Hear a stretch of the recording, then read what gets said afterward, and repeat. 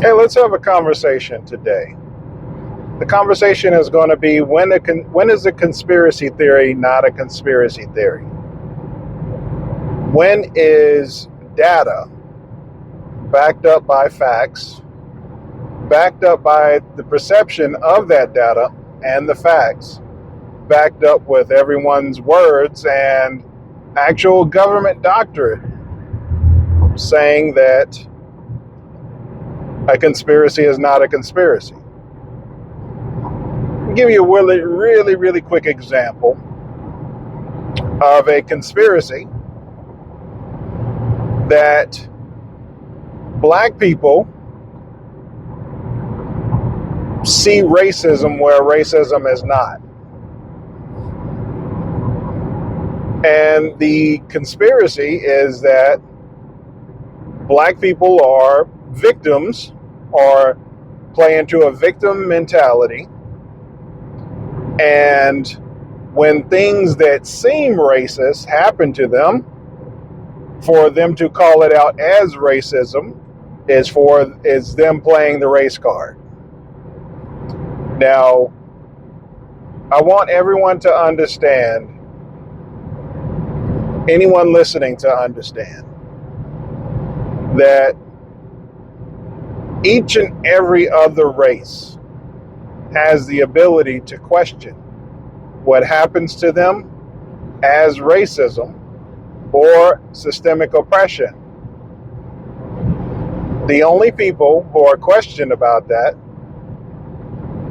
in general, for the most part, are black people.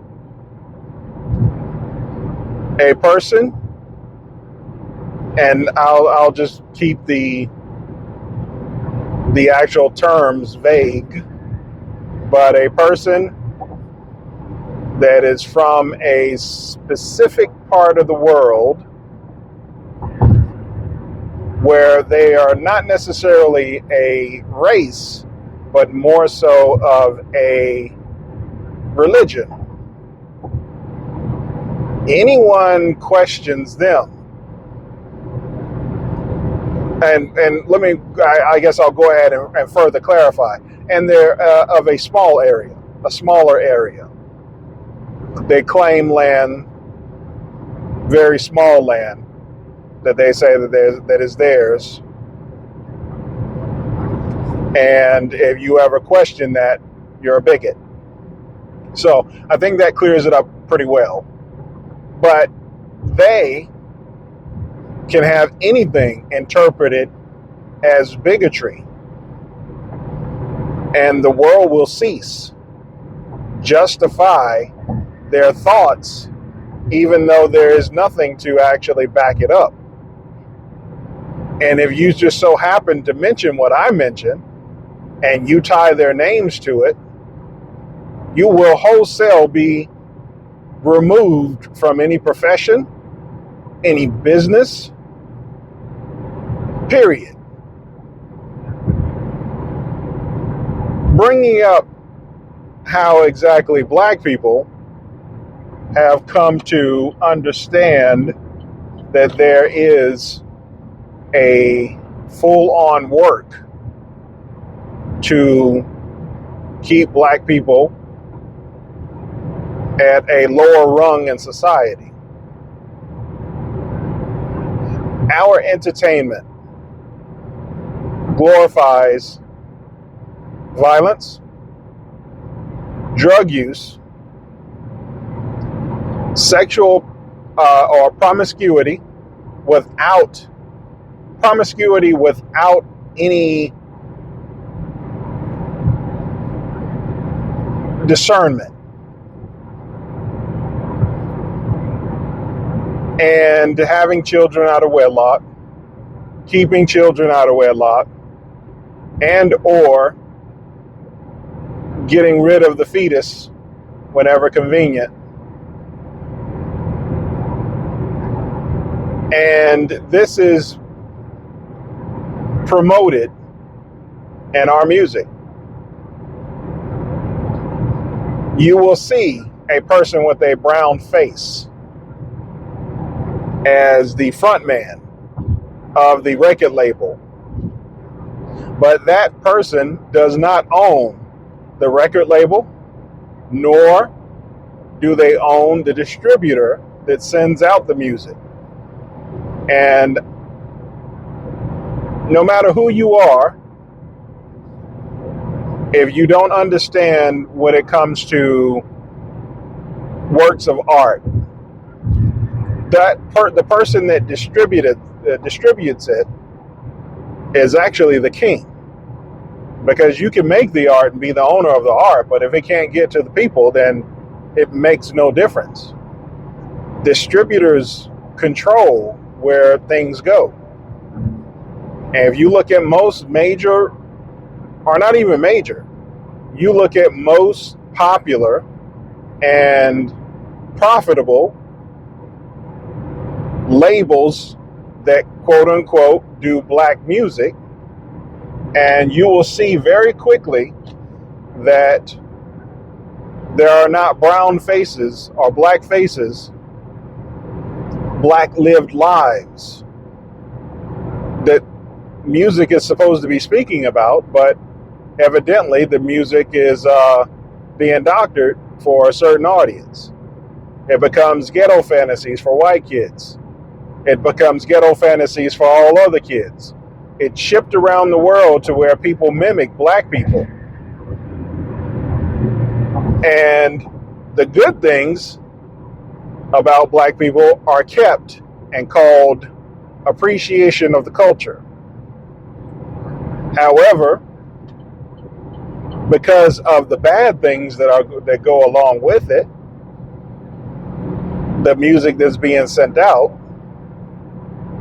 those people are taking the images and the style of black people while still simultaneously hating black people. There's many examples of that all over the world. You can go from Korea to Japan, you can go to Latin America, you can go to Europe, you can go to different parts of Asia, and you will see exactly that. The love of black culture and the hatred of black people.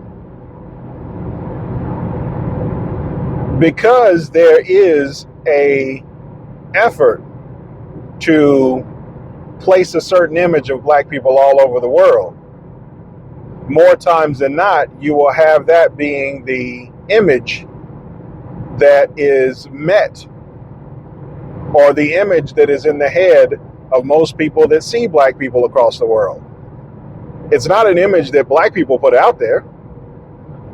It's an image that certain black people were paid to promote. And when it comes to promotion, any idiot will do anything for $1. There are people that will dispose of their family members for a few dollars, just so long as they can be on and be famous, even if it's for a little while. And right now we have paid for hires, disposers of the black community, who have been put in positions to continuously show us in ill light, behaving in unspeakable ways, and doing unspeakable things for the hope of fame. Not even the hope of money, the hope of fame. So when you see that being promoted all over the world,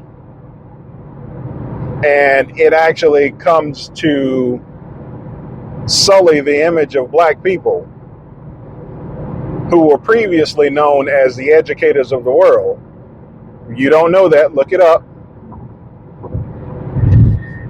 In the time of the Industrial Revolution, where more products were being made and the world became smaller as people were able to travel, bigotry traveled too.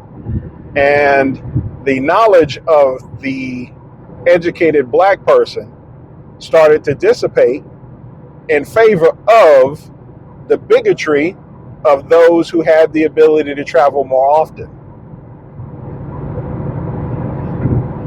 And now today, you will see